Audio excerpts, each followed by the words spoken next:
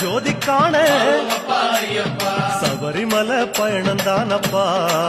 சாமி வழி துணையா வந்து சேரப்பா சபரிமலை பயணம் தானப்பா சாமி வழி துணையா வந்து சேரப்பா குருசாமி கால தொட்டு கூடி ஒரு சரணம் விட்டு புலியேறும் பொண்ண நினைச்சு புல்லரிக்க சரணம் விட்டு காந்தமல ஜோதியானவா எங்க காவலாக வந்து சேரப்பா காந்தமல ஜோதியானவா எங்க காவலாக வந்து சேரப்பா சந்நிதியில் கட்டும் கட்டி சபரிமலை காடு தேடி